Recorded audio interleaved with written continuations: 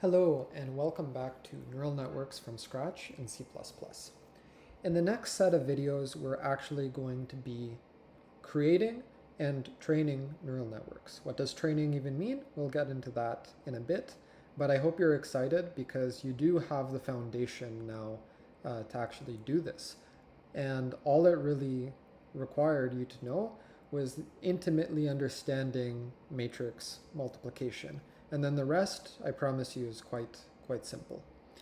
So what we're going to be doing is we're going to target a classification problem. And this is like the hello world of neural networks classification problem, but it's totally relevant and it's a great way to build some foundation and to start your deep learning journey.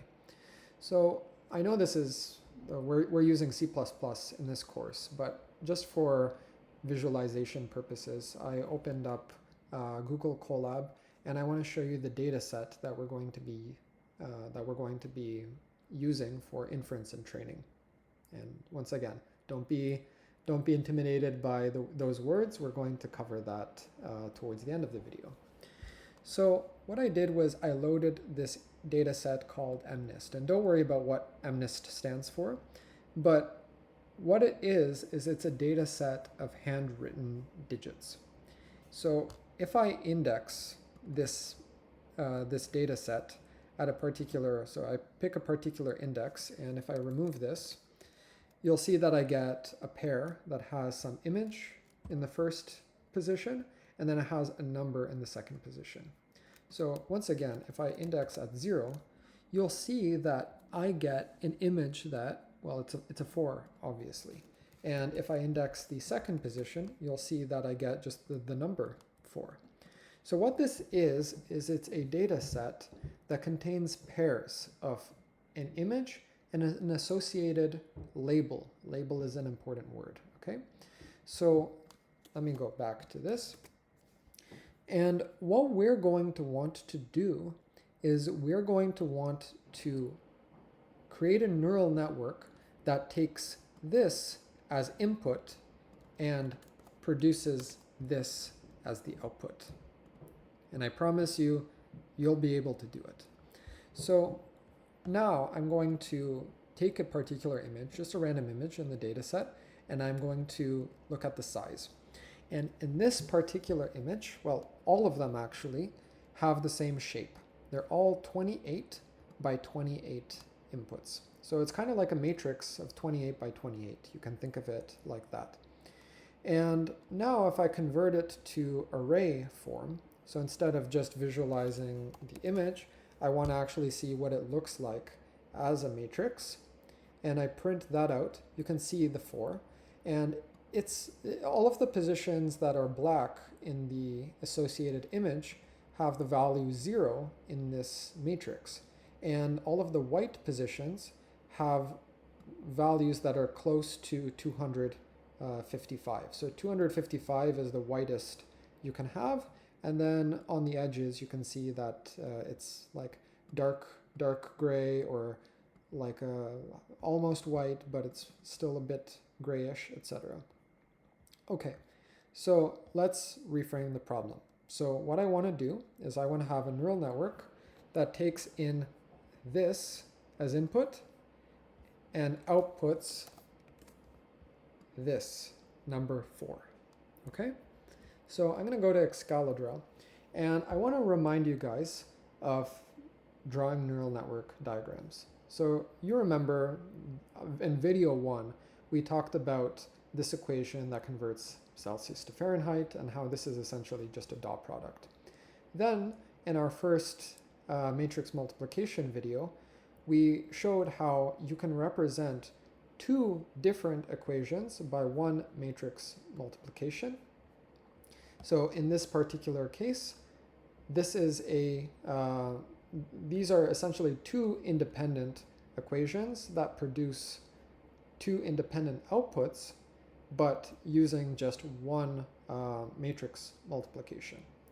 Okay, so this was our first example of a neural network diagram that was not just producing one output. This is producing multiple outputs. Okay. So now what I want to do is I want to show you how, even though the examples we gave, we had very interpretable inputs and outputs, like velocity, this is very interpretable, right? These features don't necessarily need to be something that provides like that is as concrete and understandable to a human as velocity in this particular case. So what I want to do is show you how we're going to be interpreting our particular image. So we have a 26 by 26 image, right? And this is an example of 4. So all of the areas that have these lines, these are black, okay? And all the areas that are just in white, this is like part of our number 4, essentially. And yeah, you could think of this as a 26 by 26 matrix, but you really don't need to do that. We could just represent our input as one big vector, and I think it'll be easier to motivate if you think of a vector, okay, as one input. Because if I had this input as a 26 by 26 matrix, and I did a matrix multiply, let's say with another 26 by 26,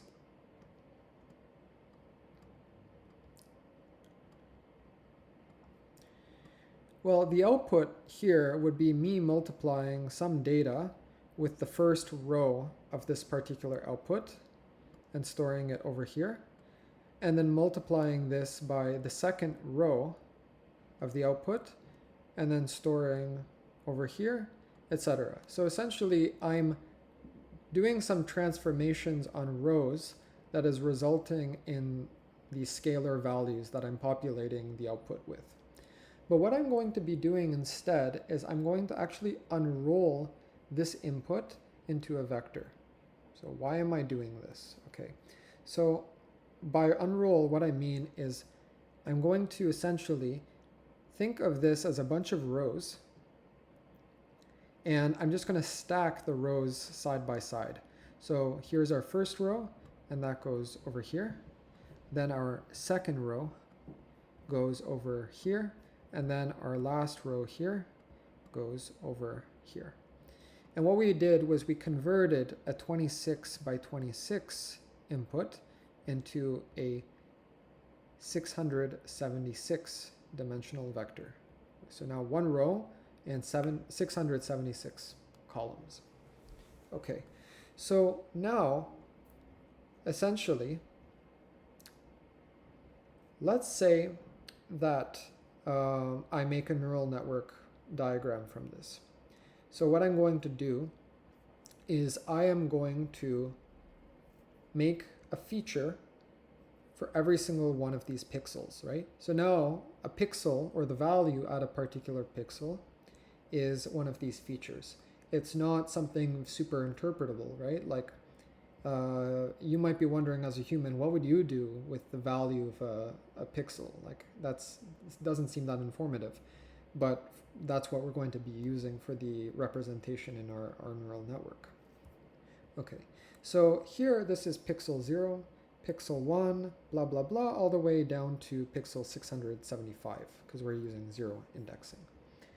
And what I am now going to do is, for my outputs, remember we're trying to output a particular number. I'm going to make 10 outputs, so 10 output features, okay? 0 through 9, so 10 features. And what I'm going to do is that I'm going to say that the first one, this represents the feature that stores the output 0. And our last one, this feature represents the output 9. And if we were to do a matrix multiply with our input vector, and we'd have some matrix that would produce this, well, what would that look like? Okay, so here, let me just erase this to not confuse you. Okay, so here, this is our input, and we want to have 10 outputs. Okay, so here are our 10 outputs. So that means that if we're going to do a matrix multiply, well, the only legal matrix that we can have is a 676 by 10 matrix, because this has to have the same number of columns as the input, and we have 10 outputs, so therefore this also has to be 10. So now, what would this matrix multiply look like? Well, here's a dot product with the entire input, and that produces this output over here. So by unrolling the input, what this does is we have some parameterization such that the dot product here, the linear combination between this input, this parameter vector and this input, it touches every single one of the pixels. So we have some equation that multiplies every pixel and adds them up and produces one output here. And why is this important? Well, this is important because if we did it the original way and we had 26 by 26, let's say, then let me erase that 26. Let's say that this was actually 10.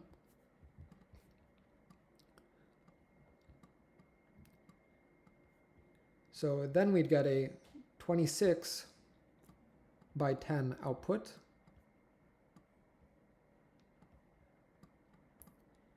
And essentially, now we don't have 10 output features anymore, right? We have 26 by 10 different output features in this particular case. By doing the unrolling and having our input only have one row, now we've resulted in having 10 output features, okay? So that's some intuition for why we had to do the unrolling. We'll come back to that at a later time. Okay, so now you might be very confused and you might be wondering, okay, so sure, my input features, I'm fine to think that these are pixels, this is real data, these are known values. It's whatever the image I have as input, I unroll it, I plug the pixel values into here, that makes sense. But it might also make sense that, okay, I have 10 outputs, and that would represent 10 different classes or labels. Well, classes is what we're going to call them. But how do I even know that this represents the output 0? How does this represent the output 9? And we were talking about matrix multiply this whole time. This matrix multiplication with this is just going to make a number, right? So let's say that my output numbers were 50, 0.2, something, then 63. Let's say over here 61 for index 9. Okay, well, what are these numbers? Like, what do these actually represent? Sure, I'm saying that this is 0, but the output is a number. Like, what do I do with that information? So there are 3 important questions here. So question 1 is like, where do these parameters come from? So these parameters here, where did they come from? Sure, I know what the data is coming in. Sure, I'm fine to say that, okay, we have 10 outputs. I still don't know what they are, but like, where do the parameters that map the inputs to the outputs even come from? And how do I know that these outputs are, well, not just digits, but like that they represent the classes I say they do? How do I know this represents 0? How do I know this represents 9? And what do these output numbers mean? Like, I get 50, 0.2, 63, blah, blah, blah, 61. What do I do with that? So these are 3 very important questions. And to understand these questions, we need to talk about 2 different concepts: training and inference. Okay, so inference, what this is we have a neural network that the parameters actually, they mean something. I'm not, it doesn't matter how I know that they mean something, but they mean something. Let's just assume here that these parameters were created in such a way that I know that these outputs actually represent what I say they're representing. So inference is, once I have a network with like reliable parameters, all I do is I make predictions. So in this particular case, I can assume now that this represents 0 and this represents 9, okay? But then there's something called training. And for me to be able to do actual inference, I need to train a network. And training always happens before inference. So what is training? Training is you have a network of parameters. And what we want to do is we have some desired behavior. So in this particular case, my desired behavior is I want the index in the output with the largest with the largest value to be the predicted digit. So let's unpack that. So in this case, we have the output is 50, then we have 0.2 something, then 63, blah, blah, blah, and 61. Okay, let's just assume, okay, 4 here is our largest output, or the 63 is the largest output, and the index in this vector that has the output 63 is 4. So therefore, I'm saying that 4 is my output. And this is my desired behavior. The neural network at the beginning, it's definitely not going to do this, but that's what I want it to do. And training is the process of me moving towards that desired behavior. And once I'm satisfied, then I can do inference. Now I've adjusted these parameters in such a way that they actually are doing what I said they would. So now the largest here, 63, the index is 4. So this is what I want it to do. But at the beginning, you're going to have, so let's go back to that first question. So where do parameters come from? So during inference, parameters have been trained from training. So that's where they come from. How do I know the outputs are digits? Well, because training made them move made the parameters move in such a way that the outputs actually do represent digits. And what do the outputs mean? Well, this is the desired behavior that I wanted, and I achieved it by training. So if we're in inference, we have 3 different answers to these questions. Then if we're in training, where do parameters come from? Well, they can't come from thin air. We have to come up with them. We have to create them.